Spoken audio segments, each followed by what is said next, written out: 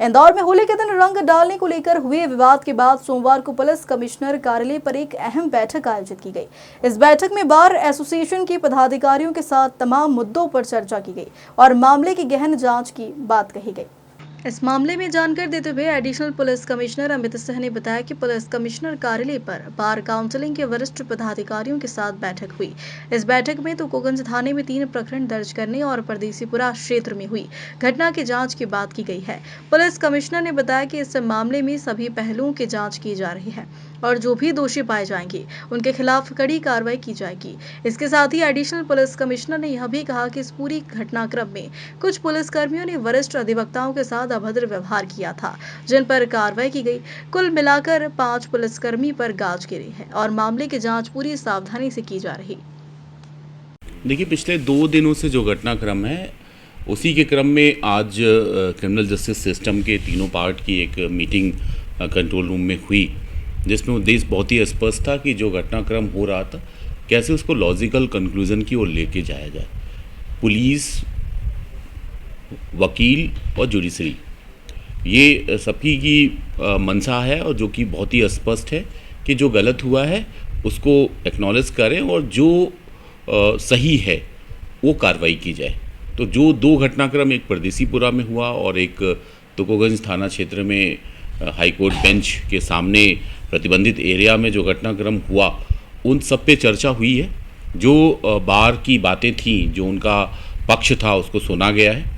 CP साहब ने assure किया है कि जो पुलिस के साथ उस घटनाक्रम में परदेसीपुरा में जांच हो रही है, जांच में जो भी तथ्य सामने आएंगे उस पर निश्चित तौर पे कार्रवाई की जाएगी।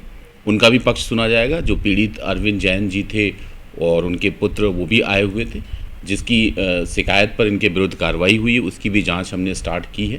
क्रिमिनलिटी अगर उसमें पाई जाएगी तो निश्चित तौर पे कार्रवाई की जाएगी। दूसरा जो घटनाक्रम था, जो माननीय न्यायालय के सामने हुआ था, उस पर भी सीपी साहब का स्पष्ट कहना था कि जो लोग रियल सेंस में थे उनके विरुद्ध कार्रवाई सुनिश्चित की जाएगी और किसी भी निर्दोष को मुलजिम नहीं बनाया जाएगा। जो भी होंगे बाकायदा वीडियो फुटेज दिखाया जाएगा, बार के सामने भी रखा जाएगा।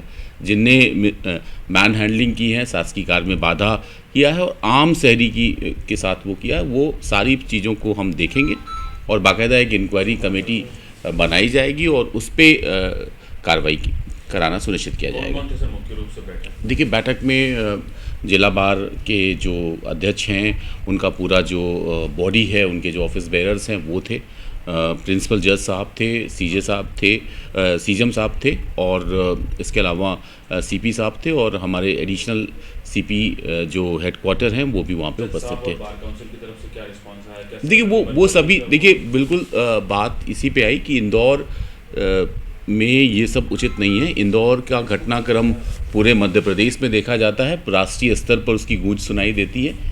इंदौर की अपनी एक छवि है और इंदौर अपनी चीज़ों को एक्सेप्ट भी करता है, गलती को, और उसमें सुधार भी करता है। तो निश्चित तौर पे जो चीज़ें हुई हैं वो इंदौर की छवि के विरुद्ध है, ये सभी ने माना है और बार ने भी माना है कि जो घटनाक्रम हुआ है, सेकंड जो पार्ट था वो गलत था।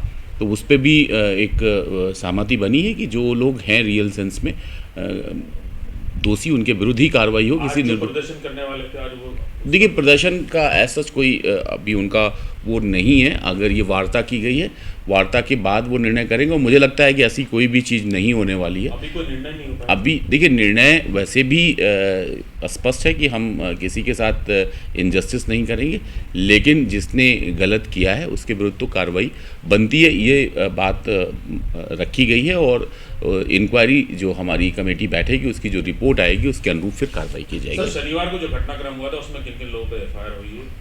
बताया जा रहा है तकरीबन 200 लोगों के खिलाफ, 200 वकीलों के कितनी एफआईआर हुई? देखिए, 3 एफआईआर की गई है।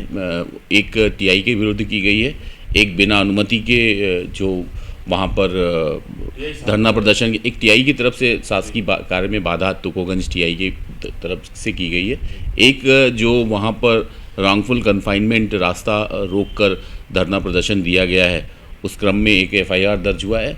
एक उसमें भी 20 से ज़्यादा लोगों संख्या है, उसमें पर्याप्त संख्या अभी एग्जैक्ट मुझे याद नहीं है, इसके अलावा एक एफआईआर एक आम शहरी की तरफ से किया गया, जो उधर से गुजर रहे थे उनकी पिटाई की, जिससे वीडियो भी वायरल हुआ था।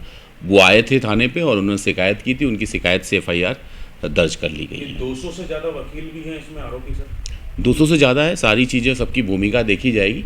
जो रियल सेंस में दोषी रहेंगे उनके विरुद्ध कार्रवाई करना सुनिश्चित किया और जाएगा। किन धाराओं में सर केस दर्ज? देखिए, ये जो शासकीय कार्य में बाधा का मामला है उसमें ही दर्ज हुआ। जो पुरानी आईपीसी की 353 की धारा थी उसमें लगाया गया था उसमें? अभी एज सच वो धाराएं हमने देखा नहीं है। धारा विवेचना के क्रम में घट भी सकती है और बढ़ भी सकती है।